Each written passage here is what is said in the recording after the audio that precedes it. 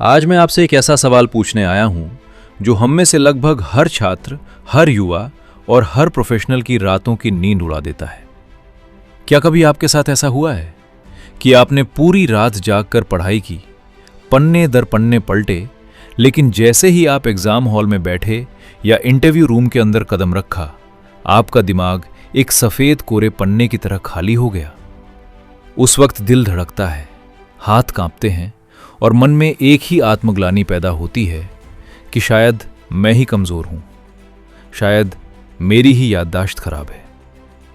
लेकिन दोस्तों, आज मैं आपको स्वामी विवेकानंद जी के विचारों और आधुनिक न्यूरोसाइंस के हवाले से एक ऐसी कड़वी सच्चाई बताने आया हूं जो आपके सोचने का तरीका बदल देगी।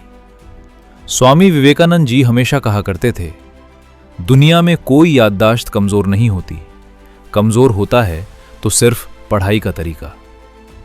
हमारा दिमाग कोई कूड़ेदान या साधारण स्टोरेज बॉक्स नहीं है जहां आप जबरदस्ती डेटा ठूंसते जाएं और वो सब संभाल कर रखें। दिमाग की अपनी एक ऑपरेटिंग सिस्टम होती है। स्कूल कॉलेज में हमें यह तो सिखाया गया कि क्या पढ़ना है, लेकिन किसी ने यह नहीं सिखाया कि दिमाग के नियम के अनुसार कैसे पढ़ना है। जब हम इस ऑपरेटिंग सिस्टम के खिलाफ जाकर पढ़ते हैं तो दिमाग सिर्फ एक काम करता है, जानकारी को डिलीट करना। वैज्ञानिक रिसर्च कहती है कि बिना सही तरीके के पढ़ा हुआ 70% हिस्सा पहले 24 घंटे के भीतर ही दिमाग साफ कर देता है।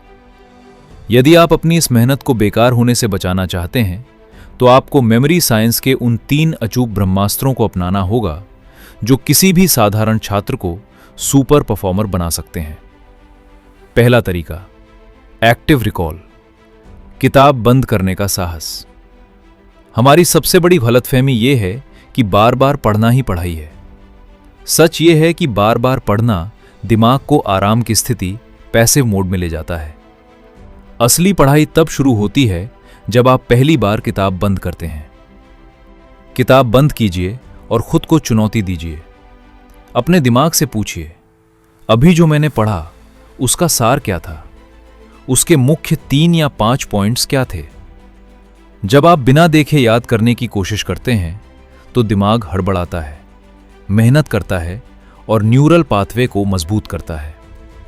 इसी दिमागी संघर्ष से जानकारी शॉर्ट टर्म मेमोरी से निकलकर दिमाग की गहराई में स्थापित हो जाती है। 2. दूसरा तरीका, स्पेस्ड रिपीटिशन, टाइमिंग का जादू। लगातार एक ही चीज को 10 बार पढ़ने से बेहतर है कि आप उसे सही अंतरालों पर दोहराएं। जब आप किसी जानकारी को एक तय अंतराल पर वापस लाते हैं तो दिमाग चौंक जाता है। वो समझ जाता है कि यह जानकारी जीवन के लिए बेहद जरूरी है। इसका एक सरल वैज्ञानिक फार्मूला याद रखिए, डे से डे 1, पहला क्विक रिवीजन से डे 3 से डे 7। जब आप इस टाइमिंग से रिवीजन करते हैं तो वो ज्ञान आपकी लॉन्ग टर्म मेमोरी का हिस्सा बन जाता है। 3. तीसरा और सबसे शक्तिशाली तरीका, द टीचिंग मेथड, सीखो और सिखाओ। स्वामी विवेकानंद जी और आधुनिक शोध दोनों इस बात की पुष्टि करते हैं कि याद रखने का सबसे बेहतरीन दोस्त है बोलना और ज्ञान को बांटना। जब आप कोई टॉपिक पढ़ लें तो यह कल्पना कीजिए कि आप किसी और को समझा रहे हैं। अपने सामने किसी दोस्त, छोटे भाई बहन को बिठाइए। अगर कोई न हो तो आईने के सामने खड़े हो जाइए या दीवार को ही छात्र मान लीजिए। जब आप किसी को समझाने की स्थिति में आते हैं तो आपका दिमाग जटिल वाक्यों को तोड़कर सरल और व्यवस्थित भाषा में ढालता है।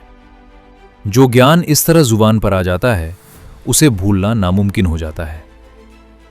मेरे प्यारे दोस्तों, ज्ञान का संचय सिर्फ परीक्षाओं को पास करने के लिए नहीं है। जब ज्ञान सचमुच याद रहता है तो इंसान का आत्मविश्वास आसमान छूने लगता है। उसकी चाल बदल जाती है, उसके चेहरे का तेज बदल जाता है और उसमें एक अलग ही मानसिक शक्ति आ जाती है। आज की इस गलाकाट प्रतियोगिता के दौर में जीत उसकी नहीं होगी जो सबसे ज्यादा गधों की तरह मेहनत कर रहा है, बल्कि जीत उसकी होगी जिसके पास सही सिस्टम है। याददाश्त कोई जन्मजात टैलेंट नहीं, ये एक सीखी जाने वाली तकनीक है। कल से नहीं, किसी और दिन से नहीं, बल्कि आज और इसी वक्त से अपनी पढ़ाई में इन तीनों तरीकों एक्टिव रिकॉल, स्पेस्ड रिपीटिशन और टीचिंग मेथड को शामिल कीजिए।